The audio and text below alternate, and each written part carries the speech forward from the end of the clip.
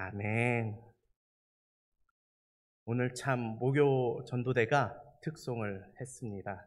참 은혜가 있는 것 같아요. 참 요번 주는 근데 사실 새벽부터 참 다들 고생들 하셨지 않습니까? 고생이라 하기 좀 그렇죠? 예배인데 새벽 예배로 이렇게 특세로 하나님 앞에 나아가는 건데 그렇게 하셨지 않습니까? 또 그 와중에 몸도 굉장히 아프신 분도 있었고 또 기침이 계속 나와서 환절기에 힘들어하시는 분들도 많으셨습니다. 그런 와중에서도 마스크를 쓰고 나오셔가지고 끝까지 그 섬김과 그 책임을 다하시는 그러한 모습들. 그리고 도리어 이 복음 가운데 하나님의 말씀 가운데 순종할 때 오늘 이렇게 특송까지도 하는데 사실은 힘들어 할 수 있지 않습니까? 왜냐하면 뭔가 일이 더 많고 사역이 늘어나는 거지 않습니까? 특송까지 하면. 근데 자발적으로 이렇게 옷도 맞춰 입으시고 그리고 안 입고 온 사람 옷 입혀주면서 좋아하시고 이러한 모습들이 다 복음의 능력이라 저는 믿습니다. 특별히 광고를 하자면 그 목요 전도대 언제나 열려 있으니까요. 다른 분들도 이 은혜 가운데 언제든 참여하실 수 있습니다. 같이 하셔서 목요일 날 오후가 아니죠. 목요일 날 오전 10시부터 같이 말씀을 듣고 또한 나가서 전도하는 귀한 시간을 갖는 우리 개신교회 성도님들 되시길 바랍니다.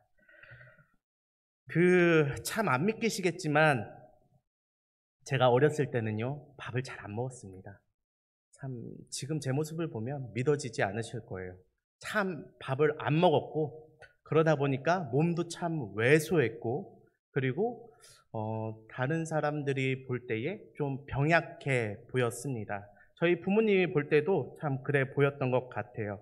그래서 병원에 며칠씩 입원할 때도 있었고 학교를 다니면서도 학교 다닐 때 그 수업을 빼먹고 몇 달씩 입원할 때도 있었습니다. 제가 이렇게 계속 살아가고 약해 보이니까 어머니는 뭐 온갖 것을 다 했지 않겠습니까? 한약도 지어주시고 또 저한테 계속해서 밥을 잘 먹어야 된다는 얘기를 밥 먹을 때마다 하셨어요. 밥 먹을 때마다. 근데 이제 어느 날은 저랑 엄마랑 같이 밥을 먹으면서 TV를 볼 때였습니다. 근데 어머니께서 TV 보시면서 또 저한테 그런 얘기를 하시는 거죠. 제가 학창 시절인데 병수야, 저 봐라. 그 TV에서 그 아프리카 다큐멘터리가 나오고 있었거든요. 무슨 얘기 할 줄 알겠죠?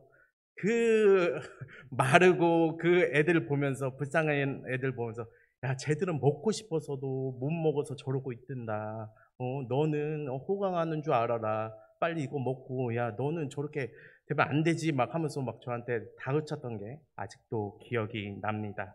그 얘기를 들을 때 제가 무슨 생각이 들었을까요? 그 어린 나이에 또 한 중학생쯤 됐었던 것 같은데 기억에. 제가 중학생 때 무슨 생각이 들었을까요? 그 질풍노도의 시기에 속으로 어쩌라고요, 엄마. 저 사람들이랑 나랑 같아요.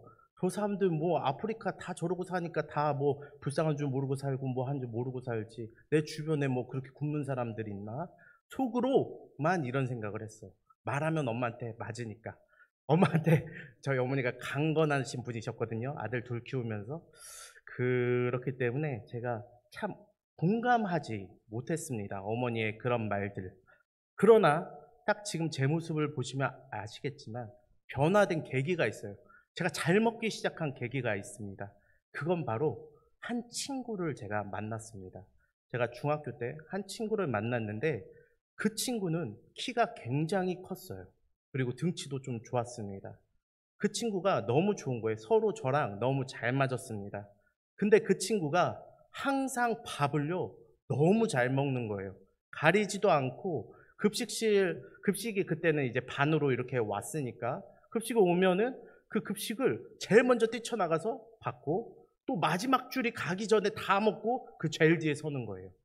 제가 그 모습을 보면서 야, 친하기도 하고 그리고 키도 크니까 부럽지 않습니까? 남자들은 키 큰 게 참 부럽습니다. 그러니까 제가 너무 부러운 거예요. 그러니까 친구를 따라하기 시작했습니다. 친구 먹을 때 막 환장하듯이 같이 먹고 사람들 다 받지도 않았는데 제일 뒤에 가서 서가지고 밥 더 받으려고 기다리고 그러한 일들이 저에게 있었죠. 그러다 보니까 감사하게도 이렇게 물론 제가 키가 큰 편은 아니지만 저희 가족 중에서, 저희 가족 멤버 중에서는 그래도 이 정도로 가장 큰 사람이 되었습니다. 제가 왜 이런 말들을 하냐면 이 상황과 환경이 맞지 않으면 별로 와닿지가 않아요. 제가 뭐 그걸 모르겠습니까? 근데 어머니가 아프리카 아이들 이야기를 해줬을 때는 이 마음 가운데 와닿는 것이 하나도 없었습니다.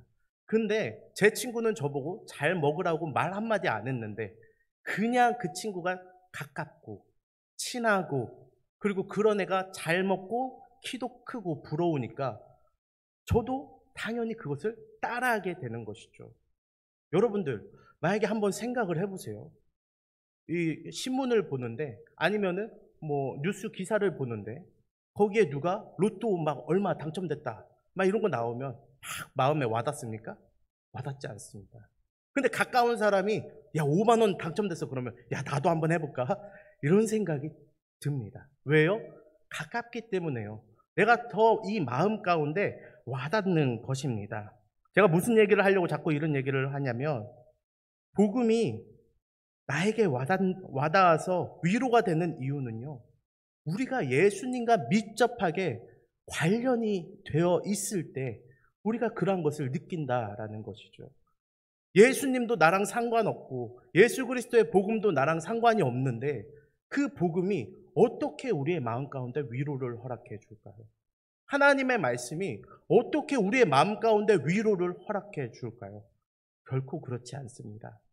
성경에 나와 있는 그 어떤 누구도 하나님의 말씀 가운데 위로를 받을 수 있는 유일한 이유 한 가지는 그들이 예수 그리스도와 친밀했기 때문이다라는 것이죠. 세상 사람들만 봐도 우리는 알 수가 있습니다.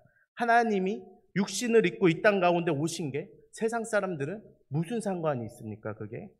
그분이 이 땅 가운데서 삶을 살아가신 게 무슨 상관이 있냐고요.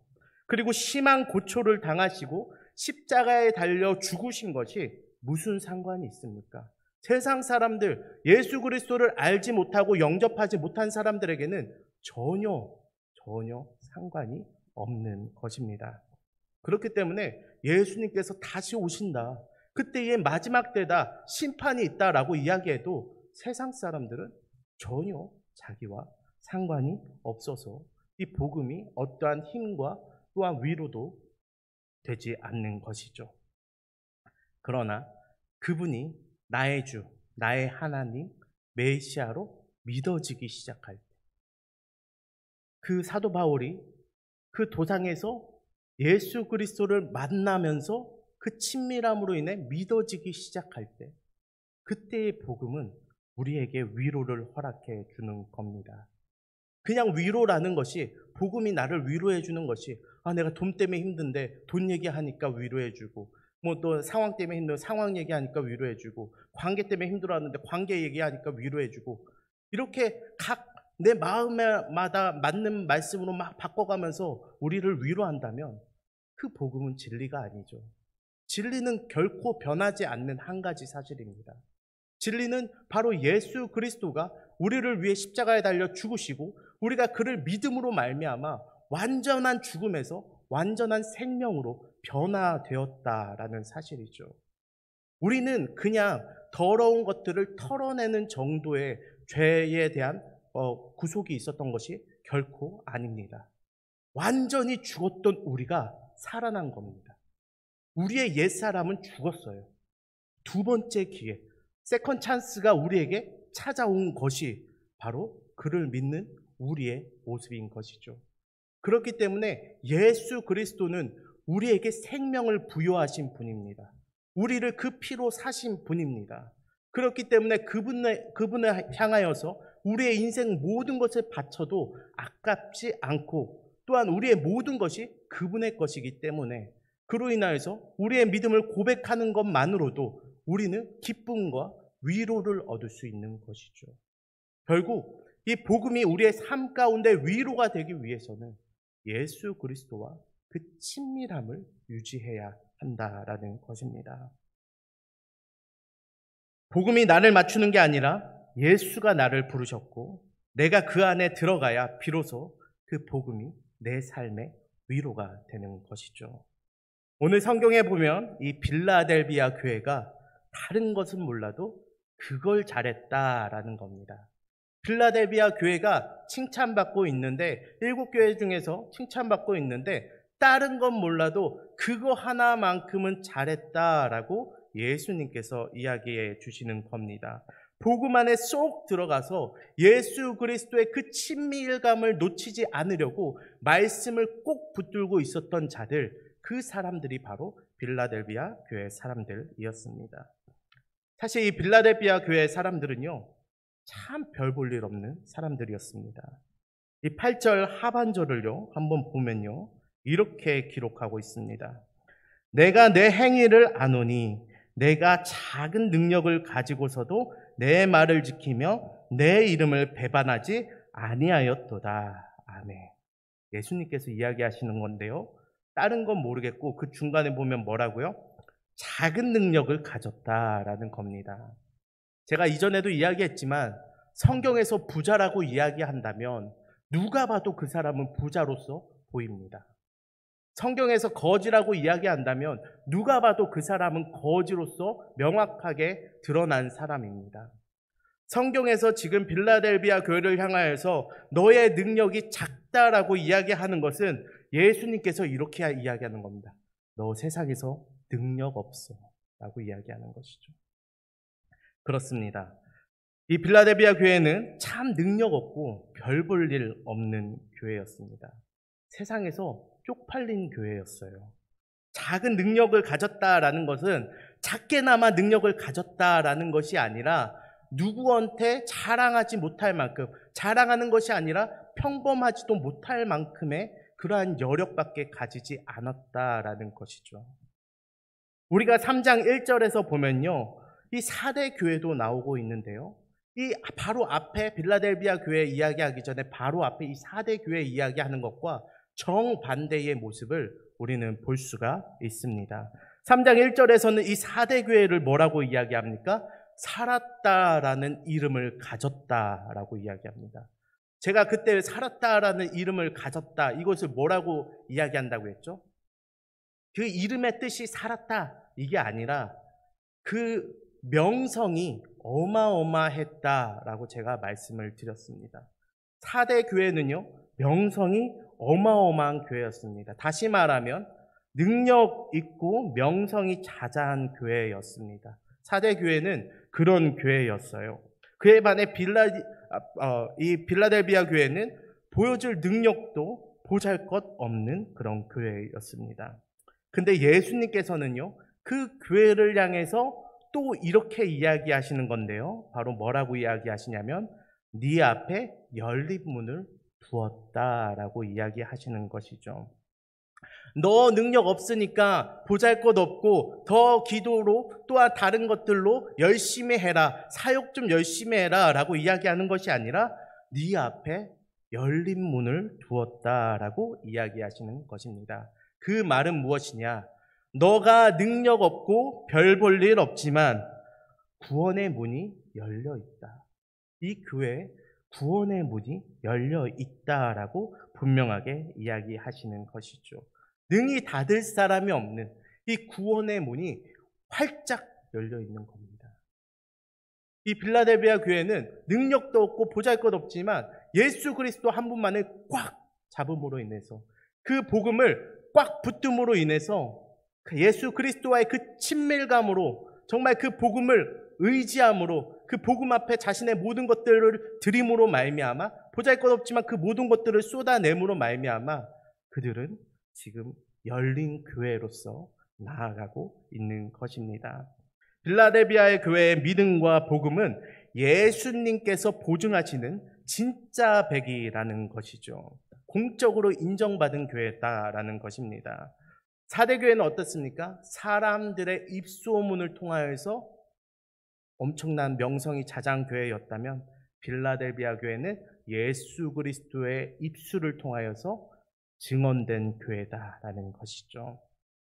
근데 그렇게 능력이 많고 명성이 자자했던 4대 교회를 향해서는 예수님께서 뭐라고 이야기하십니까? 3장 1절을 다시 보면 네가 살았다 하는 이름을 가졌으나 죽은 자로다. 아멘. 죽었다고 이야기하죠. 명성은 자자하나 거기에 생명이 없다는 겁니다. 오늘 이야기하는 이 빌라델비아 교회와 전혀 다른 모습이죠.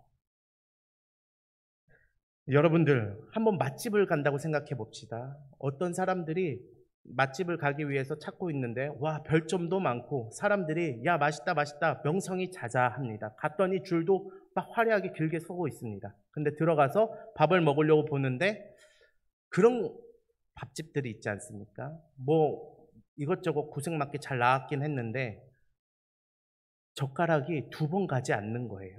그냥 한번 먹을 만치만 먹고 더 입에 들어가지 않는 거죠. 뭐 그럭저럭 괜찮네 하고 나오게 되는 겁니다.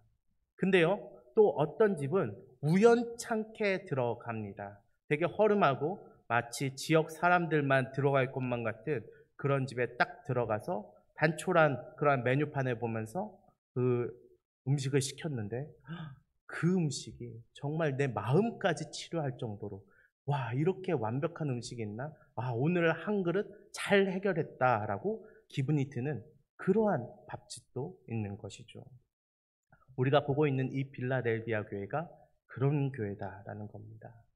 볼품없고 아무것도 없지만 이 맛만큼, 음식만큼, 예수 그리스도의 그 복음만큼은 진짜다라는 교회인 것이죠. 제가 지금 이렇게 이야기한다고 해서 모든 교회가 단촐하고 모든 교회가 능력을 최소한으로 해서 복음만 하면서 살아가야 된다, 그런 말은 결코 아닙니다. 모든 교회는 복음의 능력을 따라 그 부흥을 꿈꿔야 합니다. 이것이 바로 하나님께서 우리에게 허락하신 은혜이고 또한 말씀의 능력이기 때문에 말씀을 통하여서 부흥하는데 단촐해질 필요는 없다라는 것이죠. 그 복음의 능력을 제한할 필요는 없습니다. 그러나 예수님께서 이 빌라델비아 교회를 향하여서 분명하게 이야기하는 것은 바로 이것이죠. 우리가 분명히 알아들어야 될 것은 9절에 보면 예수님이 사랑하고 있다라는 겁니다. 이 교회를 예수님께서 사랑하고 있어요. 복음이 살아있고 이 생명력이 있는 이 교회를 예수님께서 사랑한다는 그 사실인 것이죠.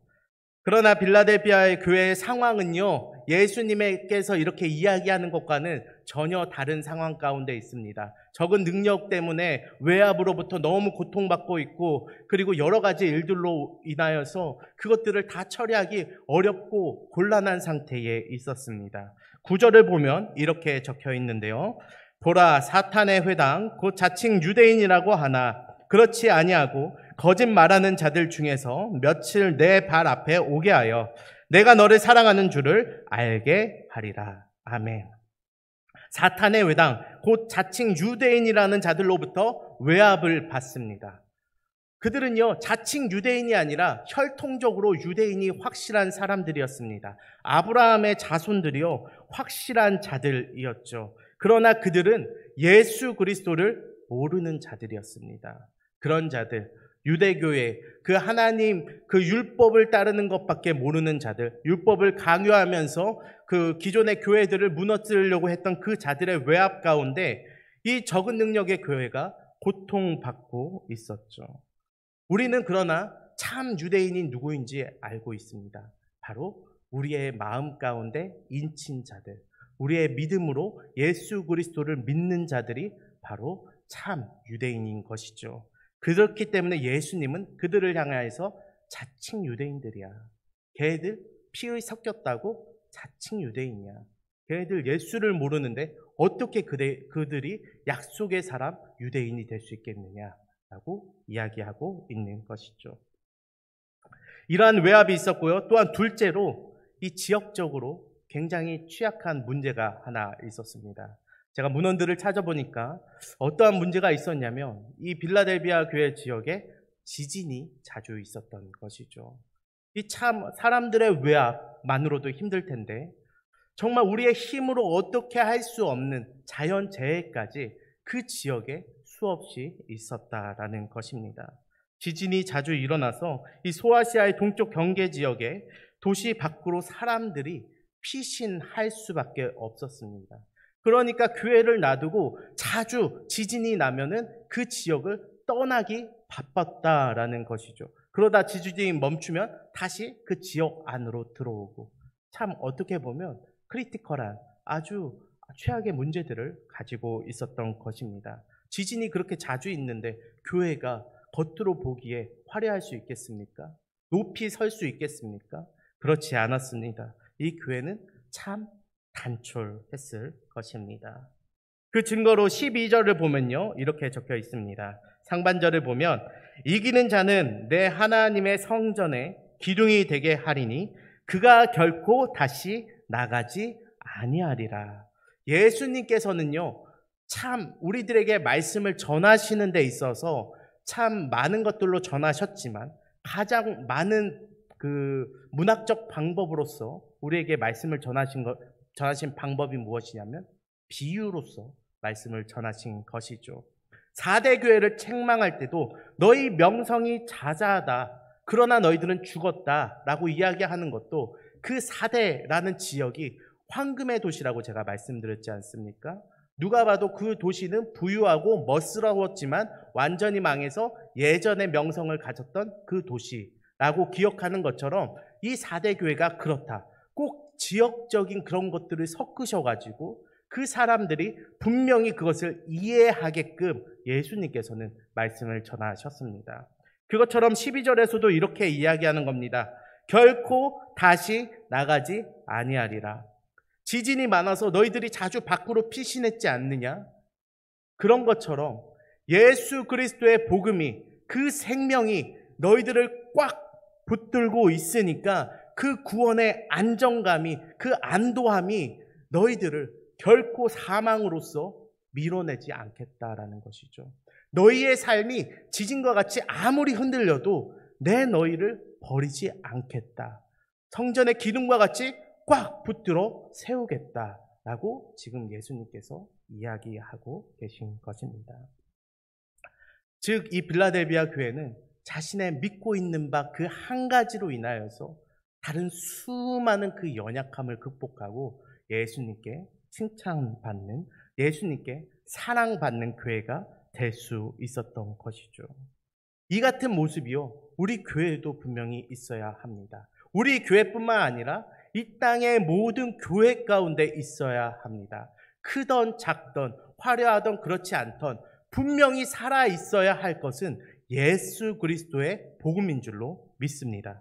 누군가 우리에게 구원이 있는가? 그러면 물어봤을 때 우리는 5가지를 분명히 체크해야 합니다. 왜냐하면요, 이 개신교라는 것이요, 이 교회가 나올 때 이 천주교로부터 그 천주교의 그 권위적인 모습과 그리고 그 가짜, 그 틀밖에 없는 그 신앙으로부터 그들이 나올 때 이 5가지의 신앙의 원리를 그들이 외쳤기 때문입니다. 이것이 진짜 신앙이다라고 하면서 외쳤는데, 우리도 이 개신교회로서 이 종교개혁의 이 핵심 신앙을 분명히 그 마음에 품고 이것이 복음인 줄로 우리가 늘 판단을 해야 하는 것이죠. 그것이 무엇이냐면 파이브 솔라라고 이야기합니다. 이 솔라라는 말은 그 라틴어로 오직이라는 뜻입니다. 그러니까 5가지 오직 교리라는 겁니다. 이 5가지만큼은 분명히 해서 우리의 복음을 확실히 하자라고 이 종교개혁 이후에 교회들이 결단한 것이죠. 그 5가지가 무엇입니까? 솔라 스크립투라, 오직 성경을 통하여. 그 다음 무엇입니까? 솔루스 크리스투스, 오직 예수 그리스도 안에. 그 다음에 솔라 피데, 오직 믿음으로. 그리고 솔라 그라티아, 오직 은혜로 구원을 얻었다라는 것이죠. 그것이 바로 5번째 솔리 데오 글로리아, 하나님께 오직 영광이라고 이야기하는 것입니다. 이 5가지, 이 5가지를 체크하면서 우리가 정말 복음이 있는 교회인가 살펴보라고 이 5가지를 주구장창 주장하는 것이죠. 우리 교회도 분명 이것을 생각해 봐야 할 것입니다. 우리 교회에 뭔가 누군가에게 이야기할 때 무엇을 자랑하며 무엇을 이야기하겠습니까? 복음을 전할 때에 그들에게 무엇을 이야기하겠습니까? 우리 교회에 어떤 멋진 것, 아니면 우리 교회 뭐 밥이 맛있다는 것, 뭐가 어떻다는 것, 뭐 우리 교회에 뭐 중부기도팀이 있다는 것, 아니면은 뭐 복음 전하는 무교전도대가 참 잘 돼 있다는 것, 뭐 이런 걸 이야기하겠습니까? 그렇지 않습니다. 이 5가지를 우리는 늘 기억해야 됩니다. 오직 성경을 통하여, 오직 예수 그리스도 안에, 오직 믿음으로, 오직 은혜로 우리가 구원을 얻었고, 그것이 솔리데오 글로리아, 오직 하나님께 영광이다라고 우리는 이 5가지를 분명히 체크해야 하는 것이죠. 제가 왜 계속해서 이 5가지를 강조하느냐, 이 5가지를 살펴볼 때 없는 것이 있습니다. 무엇이 없냐면 우리의 삶의 태도가 없습니다. 우리가 열심히 해야 된다. 오직 열심으로, 오직 노력으로, 오직 이렇게 해서 라고 이야기하지 않는 거죠.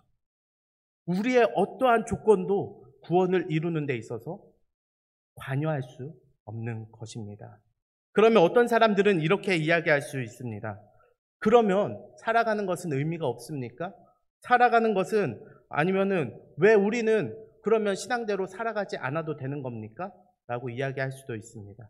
그러나 우리가 늘 어떠한 일에 있어서 못할 때에 뭐라고 이야기합니까? 제가 믿음이 없어서, 이런 말들을 이야기하면서 하지 않습니까? 그런 것처럼 그건 정말 믿음이 없기 때문에 살아내지 못하는 겁니다. 처음 이야기한 것처럼 예수 그리스도와의 친밀감이 없기 때문에 살아내지 못하는 것이죠. 제가 그 친구를 왜 따라했습니까? 그 친구와의 친밀감과 그 부러움과 그 좋아하는 것들이 있기 때문에 제가 그 친구를 따라했지 않겠습니까? 우리 젊은 아이들이 왜 아이돌을 따라합니까? 그들을 보면서 동경하는 것이 있기 때문에 따라하는 것이 않겠습니까? 우리가 교회 안에서 또한 세상에서 왜 예수 그리스도를 따라합니까? 예수 그리스도와 친밀감이 있기 때문에, 예수 그리스도에게서 배울 것이 있기 때문에, 또한 우리가 예수 그리스도를 동경하기 때문에, 우리가 예수 그리스도를 경외하기 때문에 그런 것입니다. 우리는 이것을 분명히 돌아볼 필요가 있다라는 것이죠. 여기서 가장 중요한 것은요, 다시 8절로 처음으로 돌아와서 우리가 봐야 합니다. 이 8절 말씀 우리 같이 한번 읽어보도록 하겠습니다. 8절 말씀 시작. 볼지어다 내가 내 앞에 열린 문을 두었으되 능히 닫을 사람이 없으리라. 내가 내 행위를 아노니 내가 작은 능력을 가지고서도 내 말을 지키며 내 이름을 배반하지 아니하였도다. 아멘. 그 문이 닫혀 있다고요? 열려 있다고요? 열려 있다고요. 열린 교회라고요. 그렇다는 것은 우리들만 구원의 그 감격으로 살아나는 것이 아니라 이곳에 오는 사람들, 새롭게 오는 사람들도 이 복음을 마주한다면, 이 생명을 마주한다면 그들도 열린 문으로 들어갈 수 있다라는 것입니다. 우리가 전도를 생각하며, 우리가 새생명 축제를 생각하며 분명히 이것을 기억하면서 나아가야 됩니다. 우리가 누군가를 초대하고 누군가를 전도하는 데만 우리의 마음이 급급하진 않았습니까? 그들을 만나서 우리가 뭐라고 이야기하려고 했을까요? 우리 교회 이건 좋아, 저건 좋아, 우리 교회 이래, 교회 자랑을 하려고 우리가 했을 것입니까? 아니면 어떠한 마음으로 우리가 그 사람들을 초대해서 이 교회에 앉혀놓고 성도가 되기를 바라는 거였을까? 마음으로 우리가 이것들을 준비했을까요? 우리가 정말 준비해야 될 것은 무엇입니까? 바로 예수 그리스도의 복음입니다. 내가 그 사람 못 바꿉니다. 교회가 그 사람 못 바꿔요. 예수님이 만나주시면 바뀌는 겁니다. 우리가 이것을 분명히 알고 이 새생명 축제를 준비해야 할 것입니다. 그들을 향하여서 많은 말들을 뭐할로 준비하겠습니까? 많은 것들을 뭐할로 준비하겠습니까? 그것은 그들이 성전 안으로 발을 딛기 위한 도움닫기밖에 안 되는 거예요. 결국 그 사람의 인생이 완전히 바뀌고 하나님 나라의 발을 딛기 위해서는 그들에게 필요한 건 우리의 노력과 우리의 열심과 교회의 어떤 멋진 모습이 아니라 오직 예수 그리스도인 줄로 믿습니다. 수많은 교회들이요, 이것을 놓쳐서 지금의 교회들이, 욕먹는 교회들이 생겨나게 되는 겁니다. 한국 교회 가운데 안타까움이 생겨나는 거예요.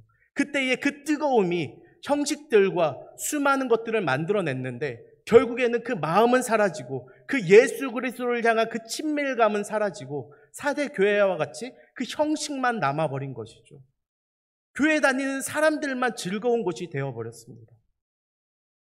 정말 복음을 모르는 사람이 교회를 왔을 때 그들은 결국 복음은 듣지 못하고 교회에선 이건 해야 돼, 저건 하지 말아야 돼 소리만 듣다가 떨어져 나가게 되는 것이죠. 그것이 오늘날 한국 교회 가운데 있다라는 것입니다. 어떤 교회들은 새가족 교육이 참 잘 되어 있습니다.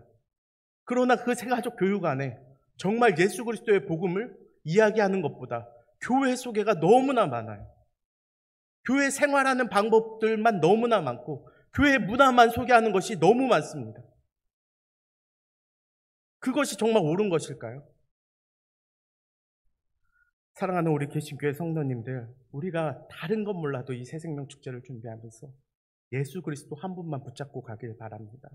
그 사람들에게 필요한 건 우리의 어떠한 그런 것이 아니라 예수 그리스도입니다. 예수 그리스도가 그 사람을 바꿉니다. 우리를 바꾸신 것처럼, 죽은 우리를 살리신 것처럼 예수 그리스도께서 그들을 살리실 줄로 믿습니다.